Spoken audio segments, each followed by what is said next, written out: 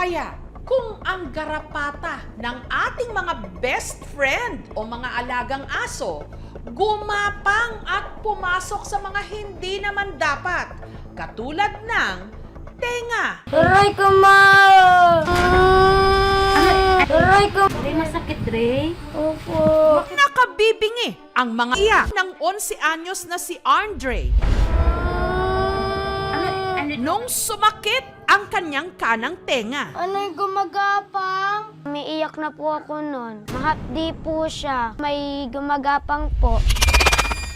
Nung flinashlightan ito ng kanyang nanay Jezebel, may nakita silang kulay itim.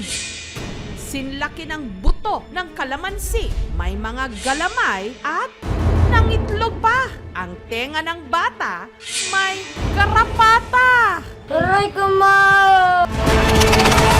Ano'y gumagapang? Solong anak si Andre, kaya ang alaga niyang aspin na si Drago ang itinuturing niyang kapatid.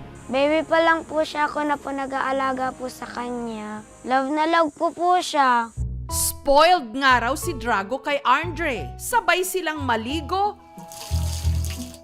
kumain, at matulog. Lagi ko po nililinis yung tenga ng aso. Yun ang nakukuha ko doon sa aso na yun. Yun din ang nakukuha ko kay Andre.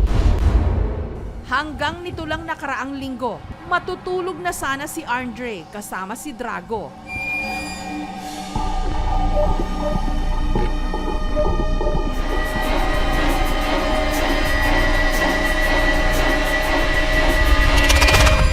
Nung biglang sumakit ang kanyang kanang tenga. Aray ko, ma!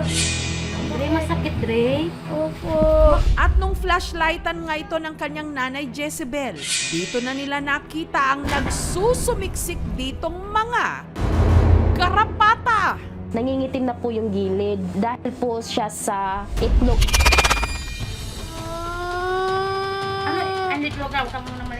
Gamit ang cotton buds na may baby oil, agad nila itong sinungkit. Pero ang garapata, aba, lalo pang nagsumiksik. Lalo na po ako natakot noon. Ako na yung mga paa niya na nagsigalawan. Aray ko, ma, ang sakit. Kaya isinugod na nila si Andre sa ospital. Gamit ang forceps,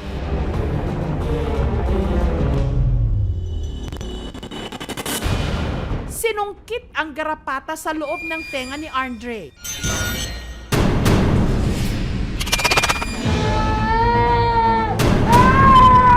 Talagang pahirapan kunin. At makalipas ang mahigit 1 oras, ang garapata tagumpay na natanggal. Isang garapata, tapos yung iba lang is naputol. Naiwan, yung mga galamay. Mga aso kasi hindi naman siya madalas maligo, lalo na yung mga nasa lansangan po. Pwede naman po kasi talaga mahawa ang tao. Via direct contact po talaga sila pumupunta doon. First aid talaga kapag meron insekto, garapata, ipis, or kahit ano na pumasok sa tenga natin, maganda na lagyan agad ito ng baby oil. Ang baby oil, yes, advice siya, pero kasi ang cotton buds, mahirap kapag hindi natin directly nakikita yung insekto. The tendency kasi is baka maitulak lang natin and baka meron pang ibang structures, yung eardrum, yung balat, na masugatan natin dahil sa paggamit ng cotton buds. Samantala, para masigurong walang naiwang itlog ng garapata sa tenga ni Andre, ipina-check up namin siya. Okay, silip lang tayo ha. So okay naman tayo dito. Sa left side niya, yung right. At pagsilip nga sa kanyang tenga,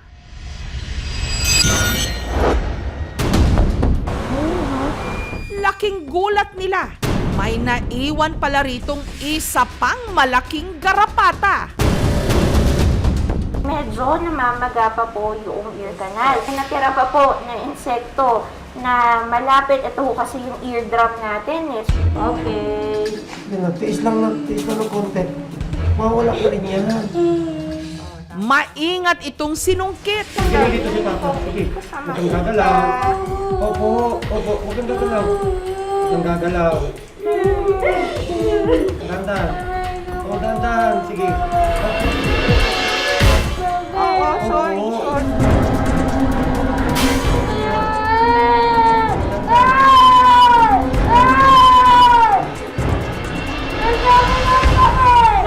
Ayun, naglaki, sabi ko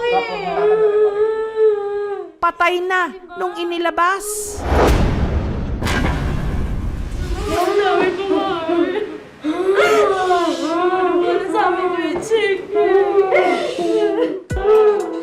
Mag-antibiotic pa rin po just to avoid further infection. So, magiging okay naman na po ang tenga niya in a week or 2. Para naman masigurong matatanggal na ang lahat ng garapata ni Drago, dinala ito sa veterinaryo. Nasa tiyan niya mas madami po.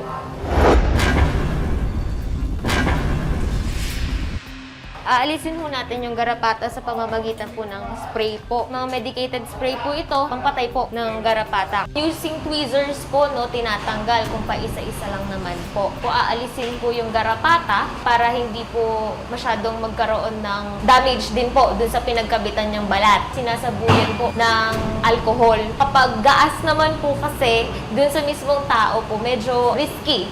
Kasi syempre, flammable po kasi ang gaas. Kapag tiniris po natin siya, nagkakalat lang po tayo ng mga probable na dinadala niya pong sakit.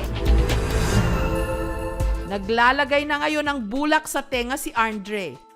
Ang alagang aso, lagi na rin daw nilang paliliguan. Hindi po talaga namin siya tatanggalin kasi yun lang po yung kaligayahan ng anak ko. Mahal na mahal po namin yung aso namin. Sana maging aral po ito sa iba na kagaya sa amin na yung anak namin na hindi naman namin ginusto na aksidenteng napasukan po sa tenga ng garapata. Sana po hindi po kami mabash ng tao na bakit po yung anak ko nalagyan po ng garapata sa tenga kasi wala naman pong may gusto nun. Ngayong natanggal na ang mga garapata ni Drago, pati na rin yung mga nasa tenga ni Andre. Ang kanyang mga ngiti, abot tenga na. Mga kapuso, kung nagustuhan niyo po ang videong ito, subscribe na sa GMA Public Affairs YouTube channel. And don't forget to hit the bell button for our latest updates.